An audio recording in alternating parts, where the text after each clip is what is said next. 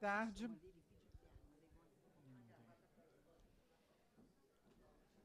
Boa tarde.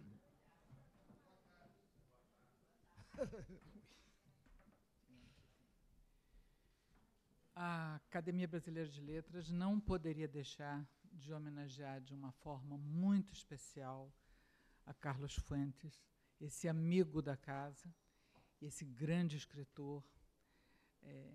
É difícil, num país de grandes escritores, a gente ter destaques e dizer que forma uma tríade com Juan Rulfo, com Otávio Paz, mas, na verdade, é quase inevitável que, a partir do momento em que Carlos Fuentes começa a ser visto com essa perspectiva, que agora a imortalidade lhe dá,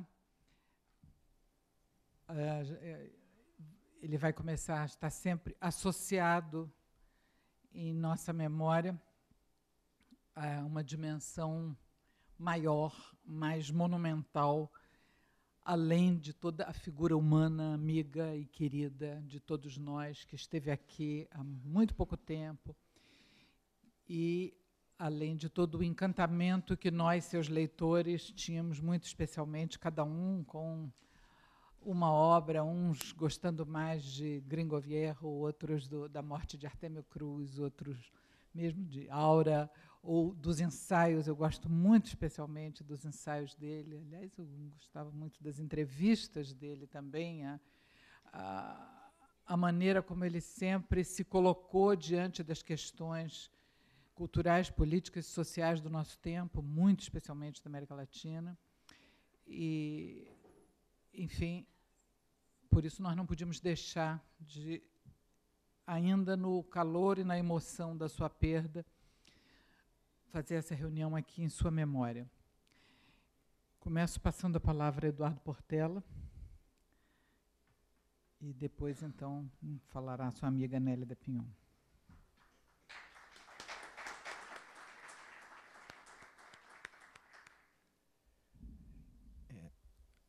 Na verdade, quem deveria falar em primeiro lugar, sempre em primeiro lugar, seria Nélida Pinhon. Mas como ela é muito generosa, ela faz questão de ceder aos amigos essa oportunidade. Eu devo dizer que participo dessa cerimônia, dessa homenagem, desse reconhecimento, particularmente sensibilizado.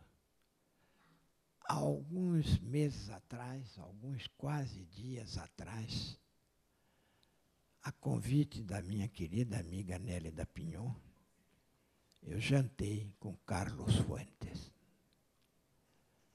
Foi um jantar revelador, confirmador, onde pudemos ver todo aquele brilho e aquele saber sensível que o Fuentes dispunha. E eu só não sabia que aquele jantar era um jantar de despedida. Passei, a partir daquele dia, a recordar o jantar como um dos grandes momentos da nossa convivência, que foram grandes, no México, em Paris, na Espanha, em vários outros lugares. Mas, aqui no Rio, eu tinha aquele jantar, como essas coisas que a gente incorpora ao nosso patrimônio sentimental e intelectual, e sem imaginar jamais que o Fuentes estava de partida. Não pensava. Fui amigo dele, não tanto quanto Nélida. Nélida é a patrona, é que manda em tudo, em termos de literatura de língua espanhola. Fui amigo dele, fui amigo de Juan Rulfo, outro querido amigo, e de Octávio Paz. Sobre os três, aliás, publiquei um livrinho intitulado México, Guerra e Paz, que são 3 ensaios, um sobre cada um deles. De maneira que eu preferiria que não fosse, que fosse mais uma homenagem ao Fuentes, mas que não fosse um registro de despedida. Até porque eu acho que Carlos Fuentes pertence àquela família dos que perderam o direito de morrer. Embora eu saiba que o tema da morte é um tema que atravessa adentro a literatura mexicana, e nisso o mexicano se distingue um pouco do Brasil, nós somos muito parecidos, os mexicanos e os brasileiros. Mas na configuração, no tratamento da morte, na reconstituição da morte, somos diferentes. O mexicano preserva o que o Unamuno chamava o sentimento trágico da vida. O brasileiro, infelizmente, perdeu pelas ruas e curvas da cidade este sentimento trágico da vida. Nós não somos bons de morte. Somos um pouco bons de vida, mas não tão bons de morte. Falta-nos essa capacidade de reter a morte como uma lição de vida. Aliás, um grande romancista nosso disse uma frase emblemática, que foi Guimarães Rosa. Ele disse: a gente morre é para mostrar que viveu. Fora disso, em geral, mesmo meu querido e saudoso amigo Jorge Amado, ele tinha uma tendência a conferir vida à morte. Tanto que a morte de Quincas Berro d'Água é quase um festejo, em vez de ser um velório. Os mexicanos são mais ocidentais, apesar da profunda origem, não só hispânica, mas, sobretudo, indígena, constante de duas grandes culturas, que é a Azteca e a Maia. Nós, até hoje, é uma coisa que eu cobro dos antropólogos brasileiros profissionais. Eles ficaram muito deslumbrados com a aventura urbana e nós não sabemos o que é que significa verdadeiramente, profundamente, verticalmente, a contribuição indígena para a cultura brasileira. Até hoje, não nos foi dado cientificamente, rigorosamente, criticamente, fazer essa avaliação. Os mexicanos já fizeram e sabem que dispõem de uma grande, realmente, ancestralidade. E o romance de Fuentes traduz com muita fidelidade esta ancestralidade. Ancestralidade, de um lado, mítica, e do outro lado, reflexiva. O México é também um país precursor na América Latina de pensamentos. A partir do instante, sobretudo, que ele absorveu os exilados espanhóis, ele fundou o Colégio de México, deu uma vida muito pungente à Universidade Autônoma do México e se formou ali um pensamento, evidentemente inclui o Fundo de Cultura Econômica de México, que traduziu, que deu voz a esses grandes intérpretes da cultura contemporânea, não só nacionais mexicanos, como internacionais também, traduziram as grandes figuras do pensamento contemporâneo. Há uma bela tradução de Heidegger feita por José Gauss, do Fundo de Cultura Econômica do México. Se eu fosse citar o catálogo do Fundo de Cultura Econômica do México, não terminaria nunca. De maneira que fiquem tranquilos que eu não vou citar todo o catálogo. Mas, de qualquer maneira, Fuentes reagrupou a narrativa dele sobre o título geral de A Idade do Tempo, La Edad del Tiempo. E aí está essa convivência do mítico com o racional. Se de um lado a ancestralidade azteca apontava para o mito, a outra apontava para o saber de experiência feita, como diria um amigo de Cleonice Berardinelli, Luiz de Camões. De maneira que é fundamental para compreender o México, para compreender a obra de Carlos Fuentes, localizá-la nessa encruzilhada. Fuentes é um escritor de fronteiras. É um escritor localizado, é um habitante de fronteira. Se nós levamos de lado a presença da cultura nacional nele, do outro lado, a universalidade do seu pensamento, a universalidade como fundamento, jamais como fundamentalismo. É fundamental perceber que Fuentes sempre soube distinguir, no seu apreço à raiz mexicana, o fundamento do fundamentalismo. O fundamentalismo sim, fundamento sim, fundamentalismo não. Essa é uma característica da reflexão de Fuentes.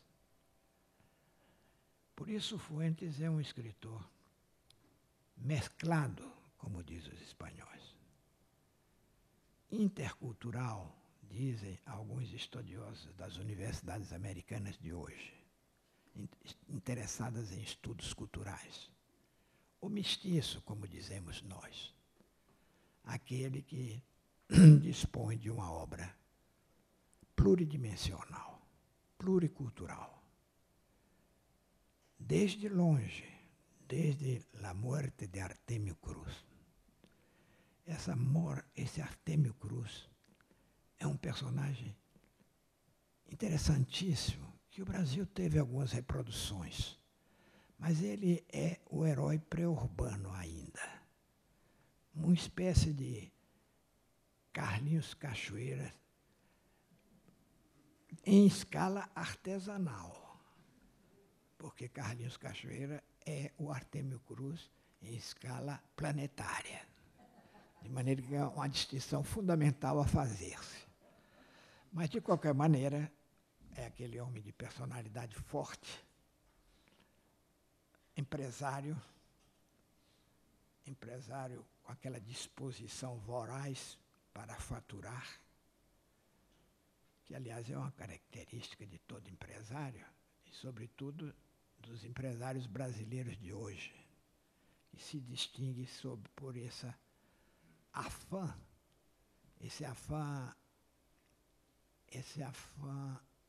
insistente, permanente, vigilante, constante no faturamento. Artemio Cruz ficará como um empresário bem-sucedido. Bem-sucedido, custe o que custar. Depois nós vamos ver Los Días Enmascarados. Esse livro é de 1954. Já aí se mostra o que eu chamaria a identidade em movimento o tempo todo. Não uma identidade parada, não uma fotografia, um close da identidade. Aqui está a identidade do México ou está a identidade do Brasil. Todo o conceito de identidade fechado em si mesmo é autoritário e é excessivamente tirânico. Fuentes jogava com as máscaras. Ele sabia orquestrar o que poderia ser um baile de máscaras na sociedade moderna. Então, a identidade nele, ao contrário de ser aquela fotografia do momento, é essa trama cotidiana, imprevisível algumas vezes, previsível outras, de qualquer maneira, uma interminável trama. Depois, lidando com o presente de um país de pré-urbano que se transforma num país urbano, ele tem essas obras emblemáticas como Artemio Cruz. Na fase mítica, ele também se destaca, ele tem um livro de ensaios que é pouco conhecido, que se chama El Espejo Enterrado. O espelho enterrado é uma volta crítica ao passado como utopia. Eu, nas minhas pesquisas atuais, estou escrevendo um livro em que eu vou falar mal da utopia, mas não por razões tão explícitas e conhecidas. É porque eu acho que o Brasil acreditou muito, acreditou demais, exageradamente, no país do futuro. Por isso nós somos um país adiado, um país prorrogado, um país que comemorou antes a festa, antes da festa, que é este Brasil exaltador do presente. Não vejo razões especiais para essa exaltação da modernidade brasileira. Além do mais, ele tem e ele sabe manter a distância regulamentar com relação ao vizinho perigoso, o que um dia sequestrou o México e outras terras próximas. Ele mantém essa distância crítica, opera num registro rigorosamente reflexivo e leva para algumas narrativas expressões muito nítidas dessa convivência perigosa, necessária e inevitável. La Fronteira de Cristal é uma narrativa sua, de 1995. El Gringo Viejo é uma narrativa de 85. E Diana, ou La Caçadora Solitária, de 94. Esses romances, a Diana é um personagem cinematográfico e aposta tudo na velocidade.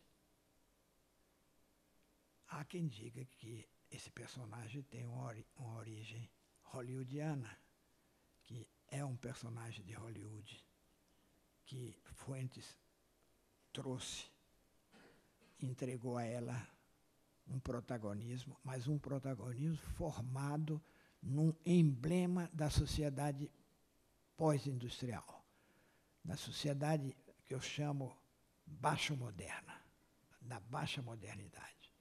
Eu nunca falo em pós-modernidade, prefiro falar em baixa modernidade, porque eu acho que houve um declínio das linhas de força da modernidade. Aí é Diana, a heroína que emblematiza a velocidade. Gringo Viejo é aquele que volta, porque está velho, mas volta ainda mais gringo.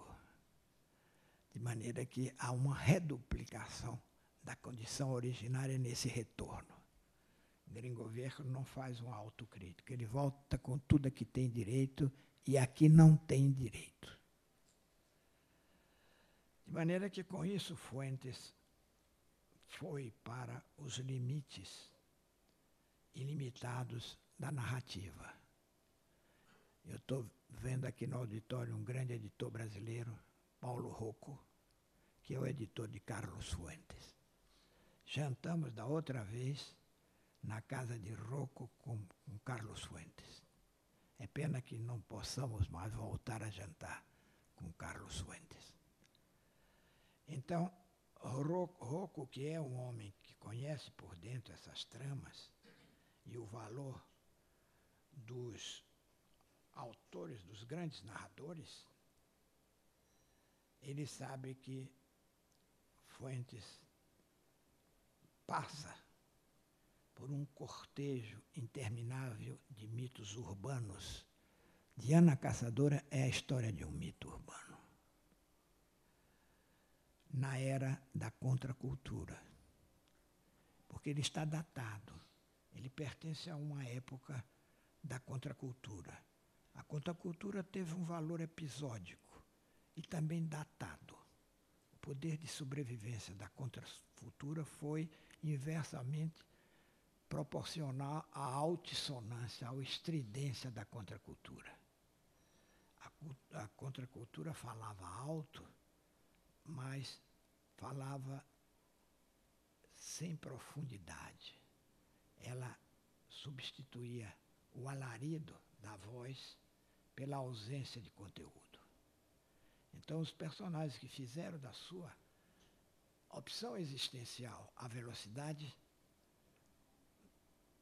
pereceram cedo, morreram com a própria contracultura. Isso é o que eu chamo, se me permitirem os mexicanos aqui presentes, um pequeno jogo de palavras, talvez de mau gosto, ou talvez por hábito, que é falar das várias fuentes de fuentes. Fuentes dispunha de um leque aberto. Seja os clássicos espanhóis, muito bem recebido e muito lido na Espanha, seja em toda a América Latina e já na Europa. Eu não consegui entender, eu não entendo de prêmios, nunca consegui entender por que Fuentes não ganhou um prêmio Nobel.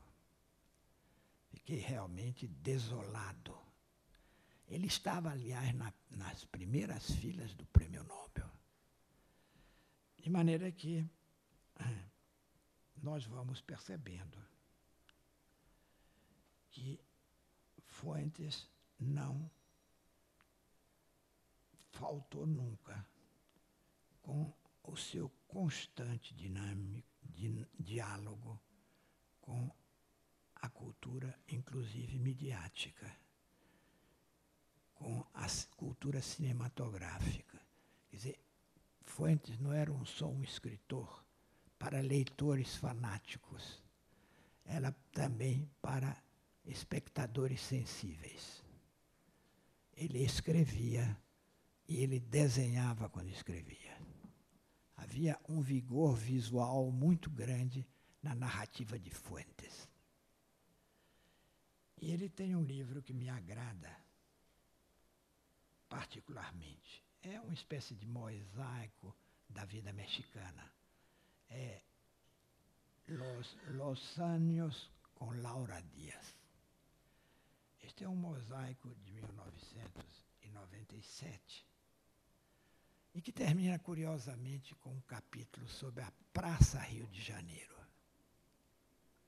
Há no México, na cidade do México, uma praça que se chama Praça Rio de Janeiro. E eu suponho que ali ele também metaforiza o vertiginoso processo de urbanização das megalópolis latino-americanas. Aquelas que foram rapidamente transformadas em megalópolis, saindo da sua existência quase bucólica, de qualquer maneira da sua existência pré-urbana. Esse é um livro que traduz bem essa passagem, esse alcance da urbanidade. No Brasil, a urbanidade devorou o romance urbano. O que nós temos de alta qualidade é a crônica. A crônica substituiu o grande romance urbano. Nós não temos um John dos Passos, que foi o grande narrador de Nova York. Um narrador que fosse capaz de fazer uma fotografia de um canto de rua, de praça, ou de metrô, ou do campo de futebol, e também das pequenas tramas clandestinas, afetivas ou não, nas kitnets da Zona Sul. Que tivesse esse globo ocular para ver o panorama e para ver o ponto que chama a atenção, o ponto metonímico, porque é um ponto que fala por uma extensão existencial grande. Isso Fuentes tinha, essa competência para o exercício da metonímia. E, finalmente, um livro que também me agrada muito, que é o Tempo Mexicano, El Tiempo Mexicano. Este livro é de 71. E eu sou levado a supor, não sem algum otimismo, que o tempo mexicano tem muito do tempo brasileiro, que é uma revista que eu fundei e dirijo há 50 anos. Se chama exatamente Tempo Brasileiro. E é um testemunho, procura ser um testemunho, como foi o do Fuentes, um testemunho superlativo do México e da América Latina, da metonímia México e da metáfora América Latina. Tudo isso nós devemos a esse narrador de ponta que soube ser Carlos Fuentes. E nós vamos ficar com muita saudade dele. Eu sei que pelo mundo afora, mas respondo apenas pela parte brasileira. No Brasil, vamos sentir sempre muita falta de Carlos Fuentes.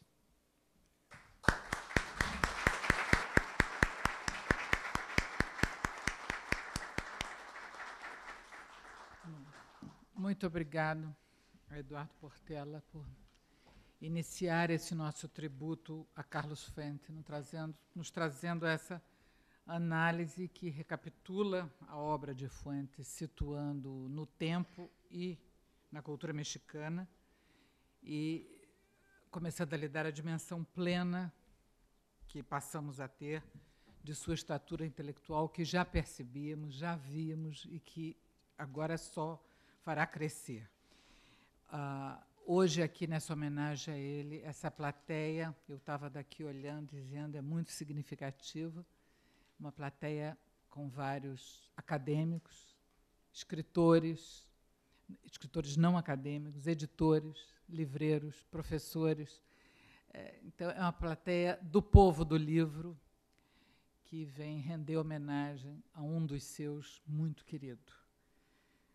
E agradeço também a presença do cônsul-geral do México, Armando Arriasola, e do senhor Frederico Moreno, também do consulado. E passo a palavra agora para Nélida Pinhon.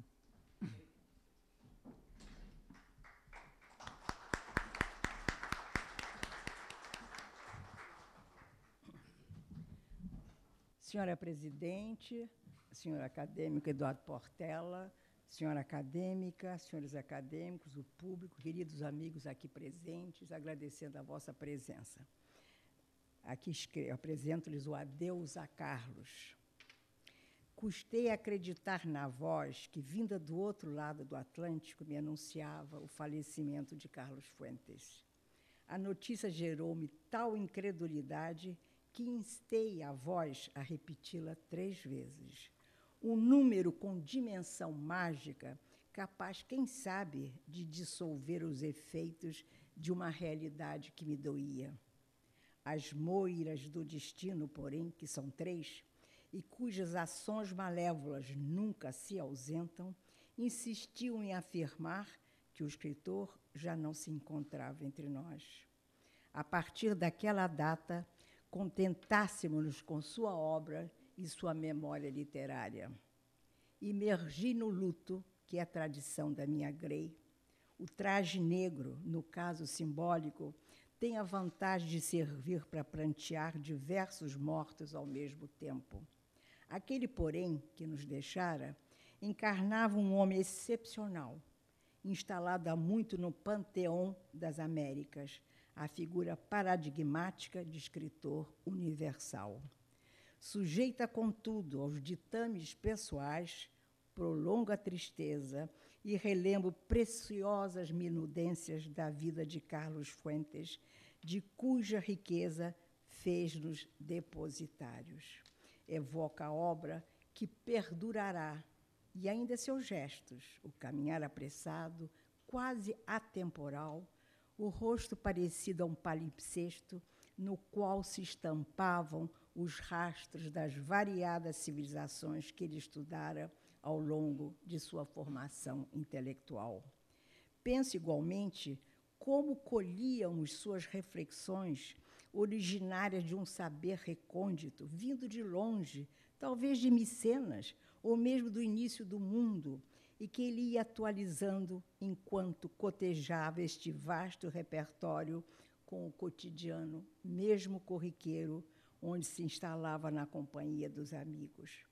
E, ao improvisar, seguia uma pauta que ordenava a voltagem das ideias, tudo nele propício a desafiar a si mesmo e aos demais.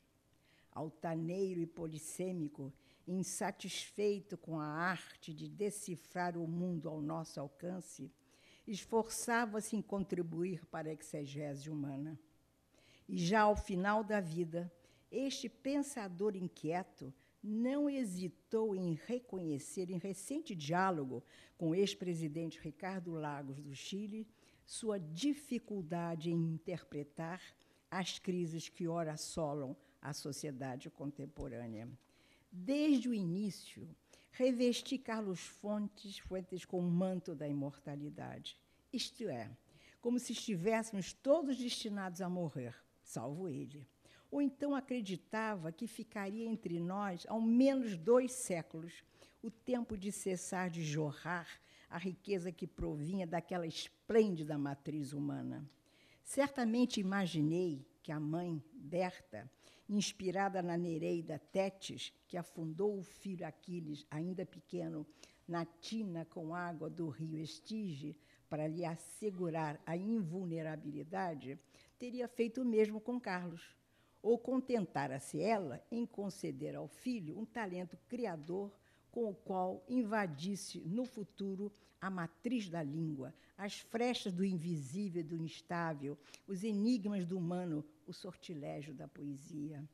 Afinal, a história provou que Carlos Fuentes edificou uma obra capaz de prorrogar as excelências da língua, os personagens arquétipos, de perscrutar as idiosincrasias coletivas, as histórias secretas, sobretudo aquelas relegadas ao esquecimento e que só passaram a existir graças à sua convicção narrativa.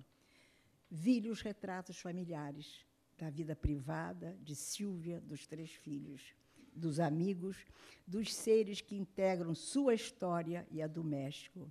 E, ao recolher esse compêndio afetivo, constato uma trajetória assinalada, desde o nascimento, pelo instinto da narrativa. A começar por haver nascido no Panamá, onde o pai, Rafael, servia como diplomata.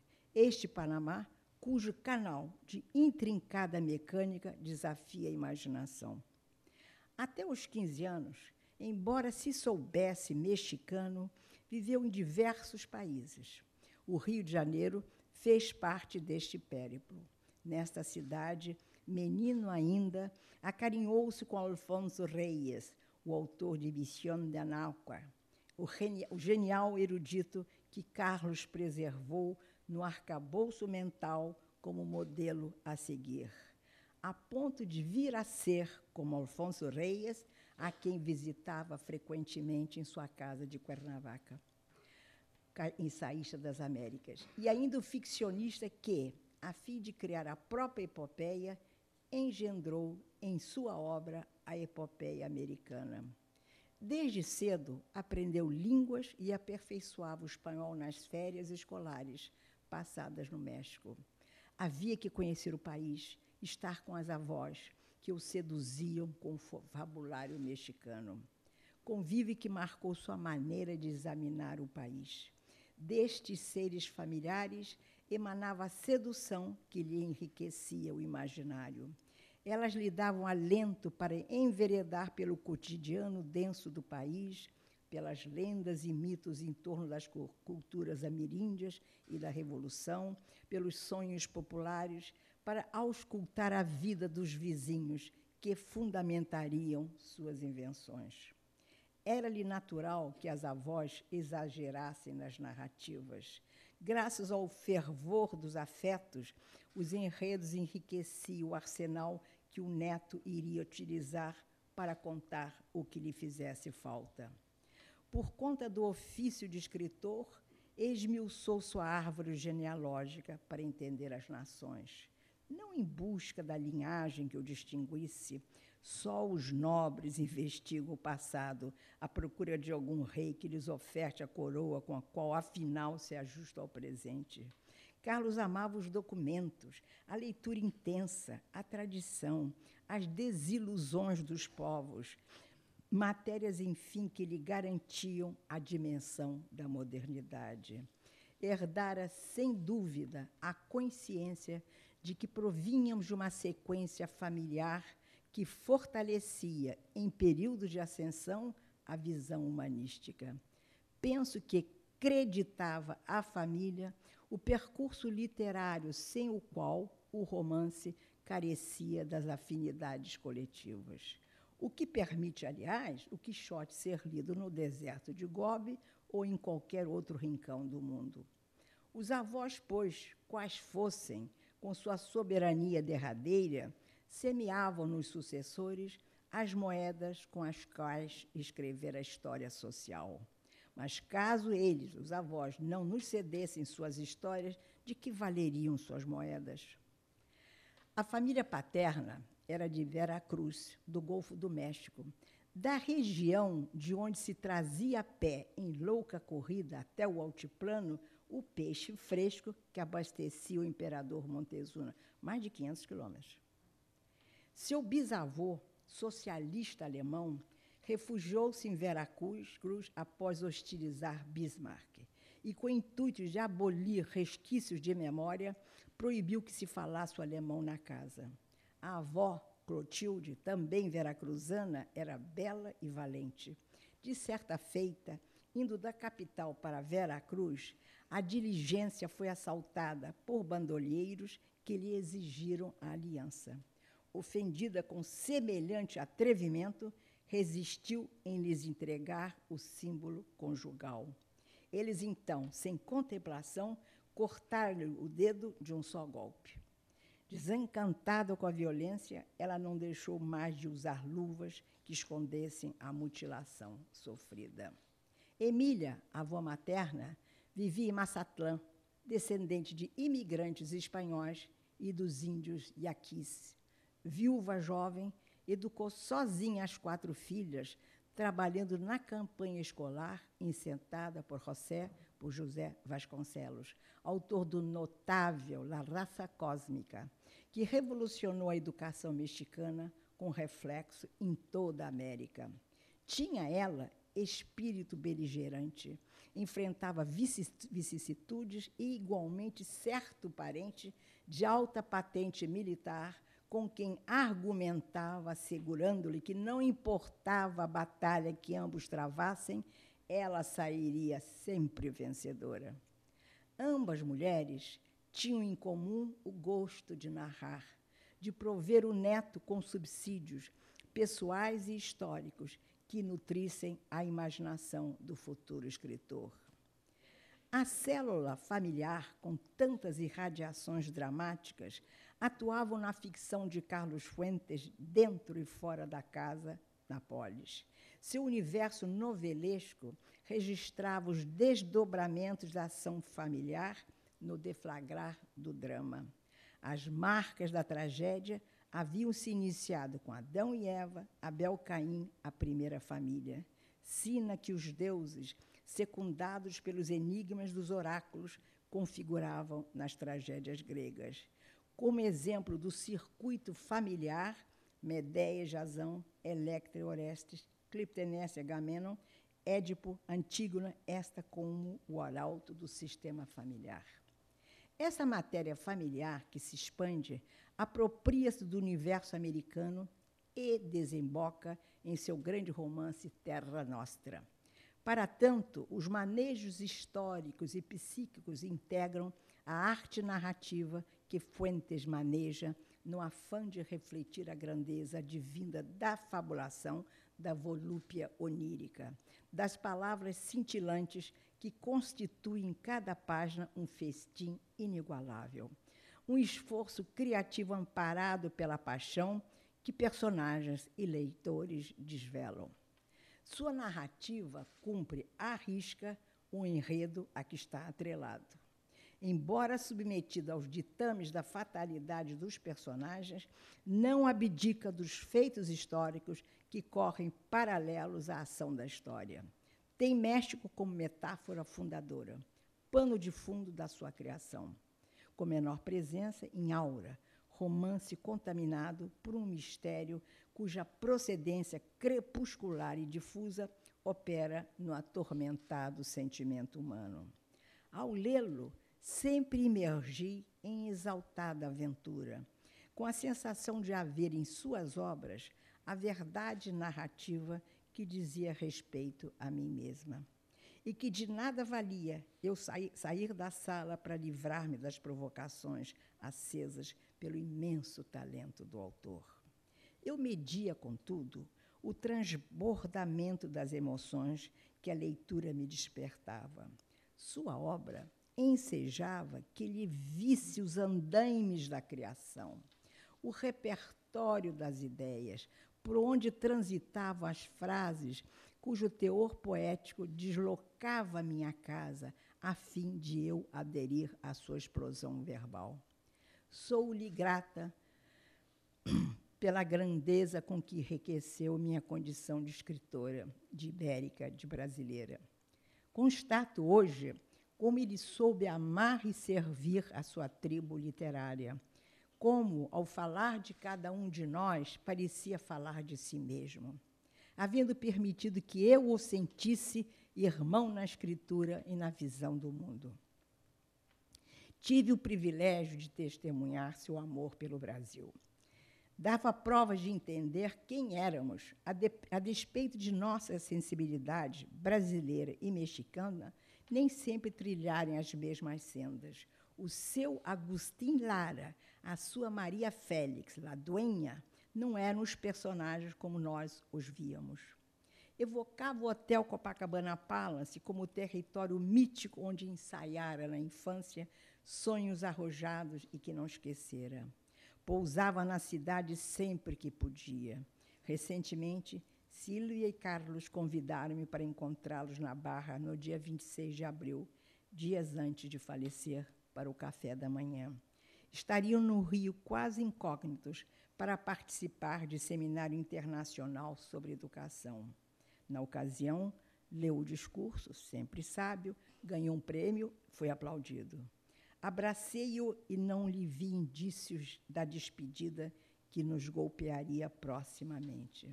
Ao despedirmos-nos, ficamos de nos ver em junho. Afastei-me, mas, como a mulher de Lote, olhei para trás. Vi-o de costas, o passo firme, os cabelos de fios longos e embranquecidos. Ainda belo, uma efígie. Lembro sua alegria em receber a medalha Machado de Assis em 1997, por ocasião dos festejos do primeiro centenário da Academia Brasileira de Letras, quando, convidado por essa instituição e pelo jornal O Globo, discursou no teatro sob aplausos entusiasmados, grande orador que era.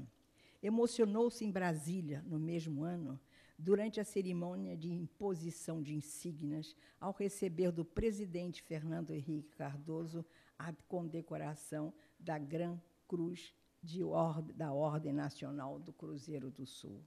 Já no Palácio da Alvorada, antes do almoço, quis conhecer os jardins, os animais que ali residiam. A vida o instigava, jamais se descuidava. Em seguida, ao lado do presidente e de Ruth Cardoso e do sociólogo Ricardo Lago, às vésperas de ser empossado presidente do Chile, animou a conversa com temas que abordavam de preferência as problemáticas latino-americanas. Mas o que mais lhe importava do Brasil era Machado de Assis, sobre quem dizia ser o romancista carioca, aquele que melhor assumiu a lição oriunda de Cervantes. Não fora Machado, habitante periférico de um Brasil longínquo, teríamos todos perdido os ensinamentos provindos do Quixote e que Machado recobrara. Queridos amigos, mas é como criador que Carlos Fuentes me fecunda. Embora hesite qual romance destacar da obra numerosa, repouso minha lupa sobre a morte eu ia dizer Terêncio, de Artêmio Cruz. Releio o romance, decanto-o. É uma iguaria inesquecível, um vinho de terroir raro. Só este Artêmio Cruz serviria para consagrá-lo. Uma obra-prima urdida por um autor que alcançara a culminância narrativa aos 32 anos. Um clássico, sem dúvida, que, ao utilizar uma abordagem lendária para erguer uma nação e contar a história do homem chamado Artêmio Cruz, estabeleceu-se para sempre na história literária. Nestes dias, folheei certos capítulos. O livro, desperto, surgiu inteiro. Recuperei os rumos estéticos, o deliberado artifício de linguagem em certas passagens, a visão ampla que, com imponente riqueza, pauta suas páginas, a reconstituição da instabilidade política originária da Revolução Mexicana a partir de 1910, de como a população de diversos... Desculpe, tem um número que está faltando.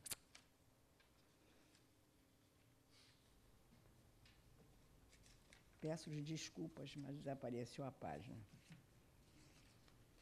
Estava aqui. Desculpe. De como a população de diversos estamentos gravita ainda hoje em torno de um movimento transformador, de como os mexicanos têm enraizadas na psique as consequências de conflito tão complexo e ambíguo. Uma narrativa que, sob forma de imenso afresco, elucida a conduta dos revolucionários e de seus sucessores. Destaca paulatinamente a falência dos sonhos, a deterioração da utopia por parte dos que se afastaram dos ideais revolucionários. O autor pinça os instantes constitutivos desse painel moderno, enquanto elege o lento espetáculo da morte de Artêmio Cruz como tema.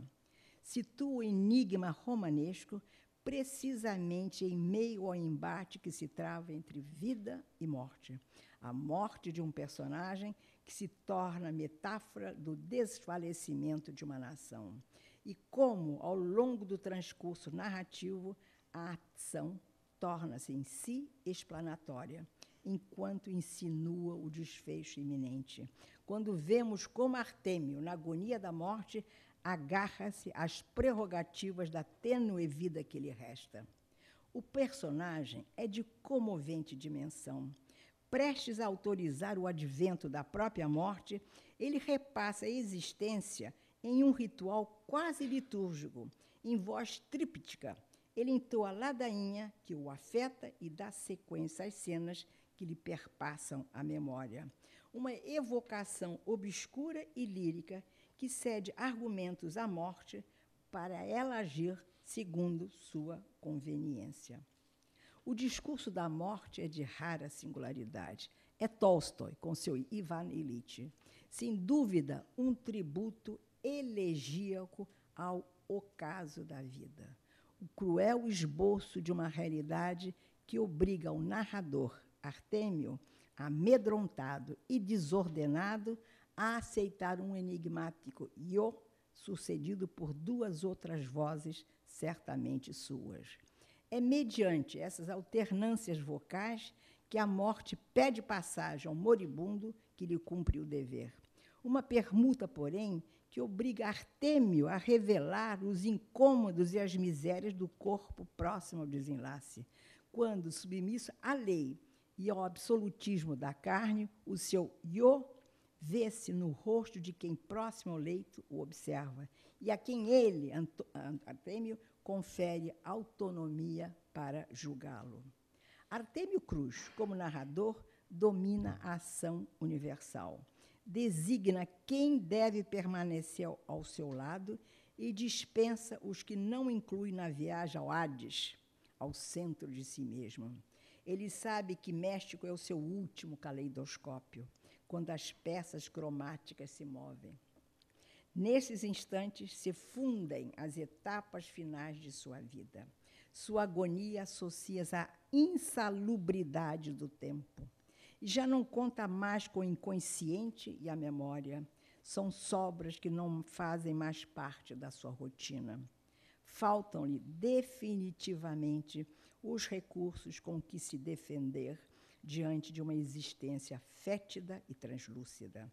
Contudo, seu estado terminal ainda reivindica a custódia da memória, que lhe conte a sua história. Intui, talvez, que, graças à linguagem não linear, caótica, atalhada por monólogos esparsos e dissonantes, ganhe algumas horas mais. Um jogo sutil que predica em seu favor. No entanto, as noções do tempo, a serviço de Artêmio, dissolvem-se. O som e a fúria de Sound and Fury shakespeariana ecoou no seu arfar de despedida. A ambiguidade de Artêmio Cruz, contudo, sob o impacto da circularidade temporal, é também sua verdade narrativa. Integra a rede da intriga em que se escondem as claves do personagem e sua autoridade.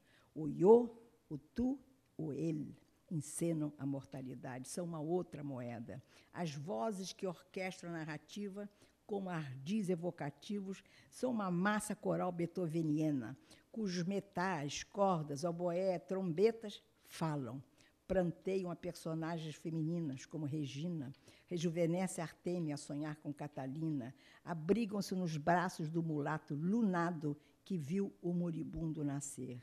Assim, transversal, a realidade mexicana e de Artêmio embaralham os naipes da existência, usa os sentimentos térmicos, os contrapontos, a frase de Calderón, da cuna ao sepulcro.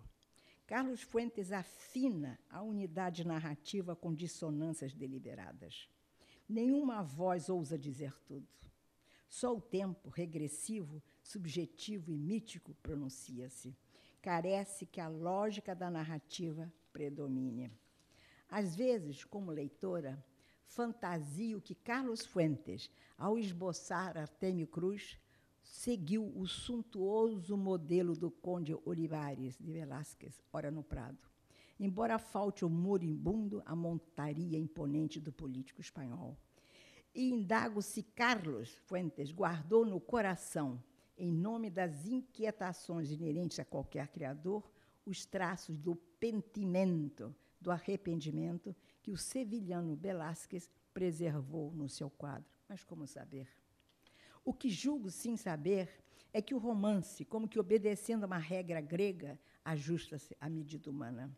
Sob o anteparo dos arcanos, das lendas, dos mitos da história, sua magnitude consagra o anti-herói enclausurado em seu quarto, enquanto, à espera da morte, reconstitui o malogro pessoal e doméstico. O anti-herói que encarna as carências do arquétipo e cuja representação narrativa modela as instituições e conta a história do século XX. Ele é quem, após haver perdido a inocência e traído suas utopias, oferta à morte o legado da sua alma corrupta e desiludida. Um personagem em torno do qual, e à margem da falência histórica das identidades nacionais, o autor, como um Balzac moderno, consigna os rasgos antropológicos e espirituais de uma nação. Obriga a sociedade ibero-americana a assumir sua representatividade, a questionar quem somos, a averiguar o grau das nossas contradições, da nossa moralidade cívica, dos nossos escrúpulos, para saber, afinal, quem há de chorar por nós enquanto passamos a existência em revista. Meus amigos, conheci Carlos Fuentes no México, em 1966. Ali cheguei por acaso, vinda dos Estados Unidos, onde estive desfrutando de uma bolsa concedida a futuros líderes da América Latina. Já então, ele era um escritor reputado e admirado, enquanto eu não dispunha de credenciais para ser levado à sua presença. Ele, porém, não se importou que fora uma desconhecida. Recebeu-me em casa com afeto e generosidade, cedeu-me o seu tempo. Em nenhum momento filtrou o meu saber ou sabatinou-me à cata de meus títulos. Fez-me sentar na confortável sala como se eu fora um dos seus. Para ele, eu era tangível, porque pertencia à falange dos anjos que faziam parte da literatura. integrava, pois, o fluxo inventivo que emanava do continente americano. A escrita e o alento da arte uniam-nos, e estimulou-me ele a sonhar em um continente que cobra do escritor vigilância e fabulação, que estão na mira da escritura. Desde esta época, nunca o esqueci. Com os anos, fizemos-nos amigos. Só que minha profunda amizade por ele envolve agora Sílvia Lemos de Fuentes, mulher de refinada inteligência e sensibilidades. Ambos são inseparáveis no meu coração.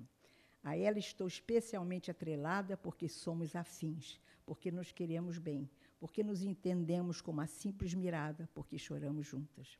E agora seguiremos a prantear Carlos, que fará falta a ela e aos amigos, afetados todos por sua irreparável perda. Pude abraçar Sílvia e Carlos nos momentos de glória e de dor. Aprendi com eles a ouvir o diapasão secreto dos sentimentos. E onde quer que Carlos Fuentes navegue agora, seguindo um mapa cujas linhas estão ao alcance de Sílvia para acompanhá-lo ao menos de longe, continuaremos juntas, nos falaremos, nos comprometemos com o futuro da amizade. De uma amizade que me ajuda a viver, pois sou o que os afetos me pautam e me dizem. Agradeço a Carlos por haver existido em minha vida. Obrigada.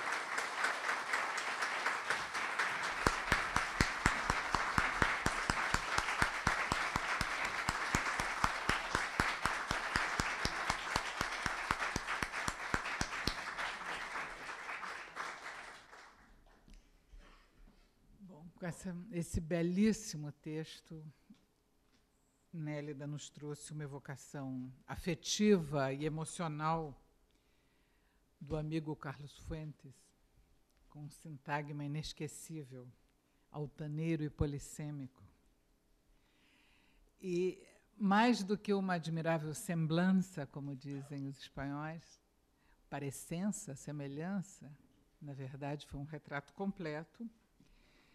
Ela sempre atenta aos ancestrais, foi buscá-los, ajudando a explicar a vida e a obra do amigo, essa vida e obra entrelaçadas e se ampliando para o seu país, o seu continente e a espécie humana.